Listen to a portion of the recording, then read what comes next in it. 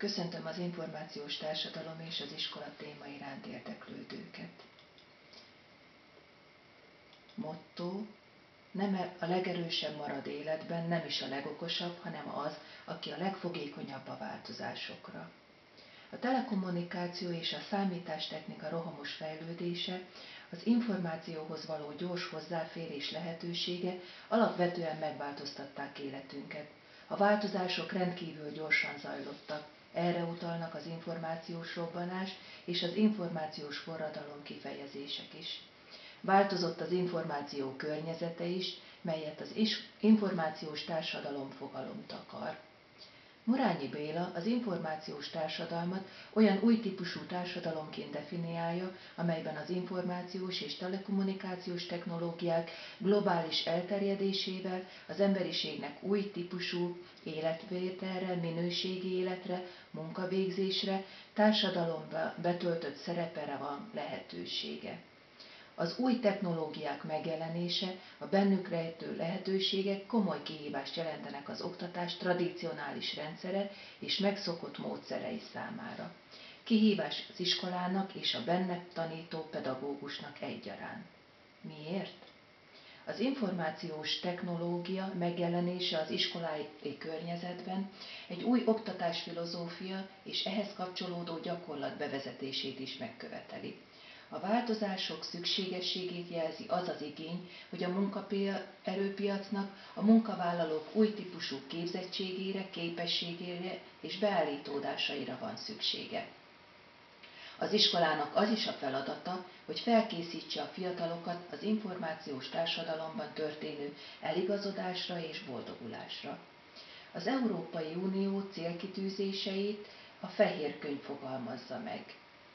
Ki kell alakítani az egész életen át történő tanulás, lifelong learning készségét, és ennek alaptételeként a tanulással szembeni pozitív beállítódást.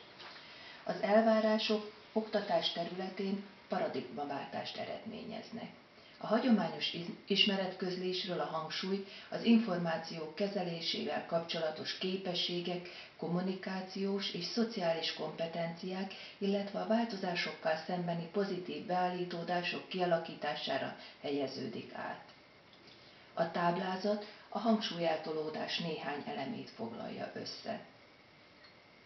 Az információ robbanás elvárásaira, a változtatás igényére a magyar közoktatás fáziskéséssel reagált. Ez a fáziskésés inkább pozitívumként értékelhető, mivel így a közoktatást passzív tehetetlenségénél fogva megóvta az információ csapongó hatásaitól.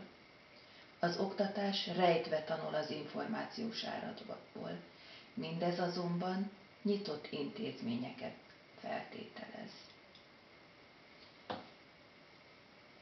Kitágult világunkban könnyen ráakadhat az ember azokra a videóösszeállításokra, amelyekben a tanulók felhívják a figyelmünket arra, hogy ők már egy másik nemzedék.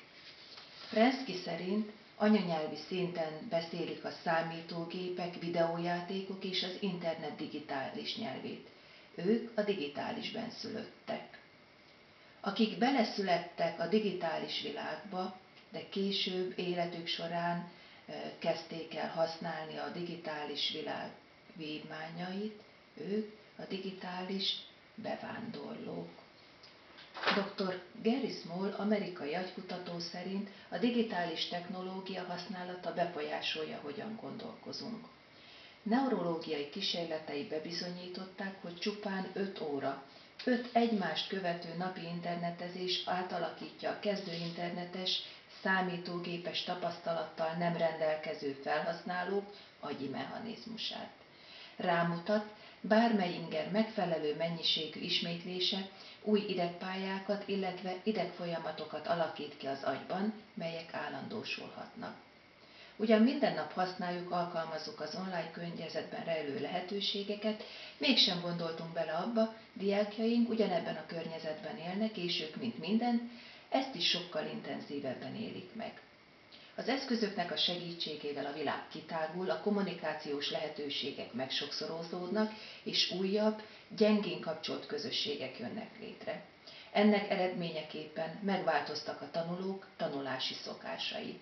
Ösztönösen olyan készségekre tesznek szert, mint a többfeladatos működés, a multitasking, az együttműködő tanulás vagy az önszabályozó tanulás. A technológia fejlődésével nem beszélhetünk generációs nemzedékről. Az EKT kompetencia nem életkorfüggő, hanem a tanulási folyamat eredményességétől függ. A változáshoz való hozzászokás képessége lehet a generációs különbség, de ez nem technológiai különbséget takar.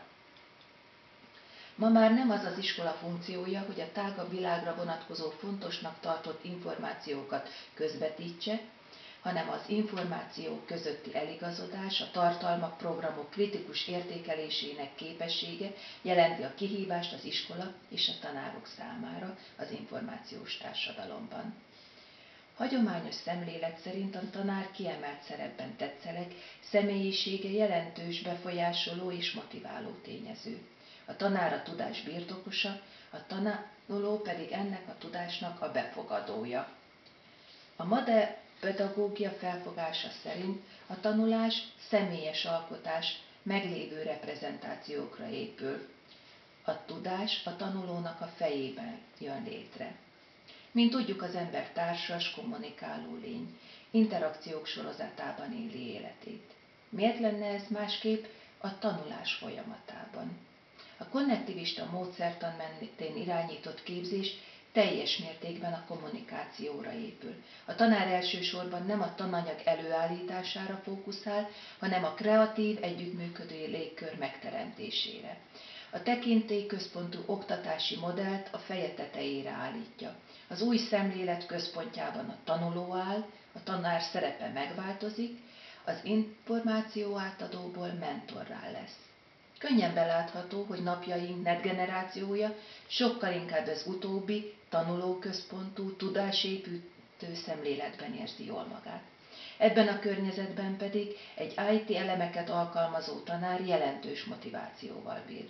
Az a tanár, aki ismeri a Web2 szemléletét, és ennek a szemléletnek eleget tevő alkalmazásokat, már önmagában motiváló tényezőnek számít.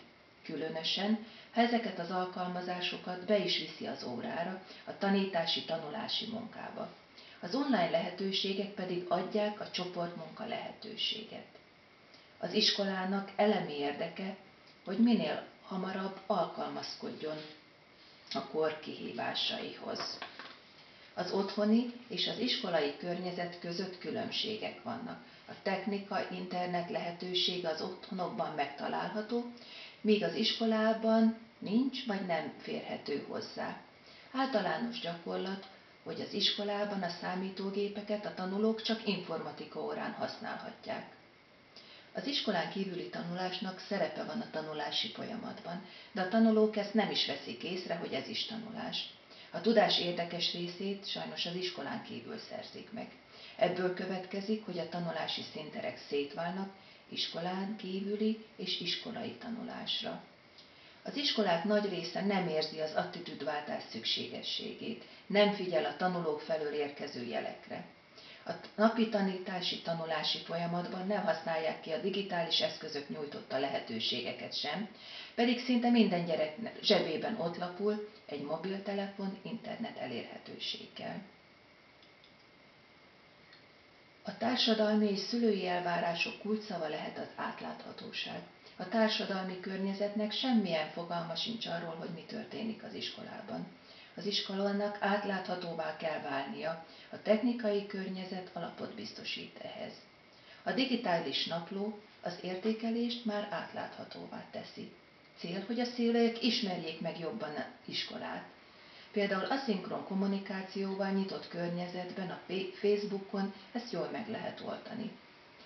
Az átláthatóvá tételhez az információ megosztásának be kell épülni az iskola napi életvezetésébe. Néhány gondolat Eleméről.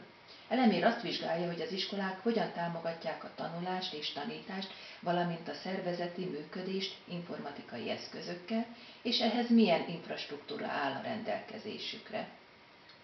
Elemér 2012-ben már második alkalommal szolgáltatott adatokat. Befejezésül elemér ajánlása. A digitális napló és az iskolai információkhoz, dokumentumokhoz, tananyagokhoz való távoli, iskolán kívüli hozzáférés megoldása sokat lendítene az iskolák nyitottságán. Működésük átláthatóbb és korszerűbb lenne. Ezek a megoldások hozzájárulnának ahhoz is, hogy a tanulás és tanítás eszköztára kitáguljon, az együttműködés pedig minden szinten felerősödjék. Azokat az eszközöket, amelyek rendelkezésre állnak, többet és kreatívabban is lehetne használni.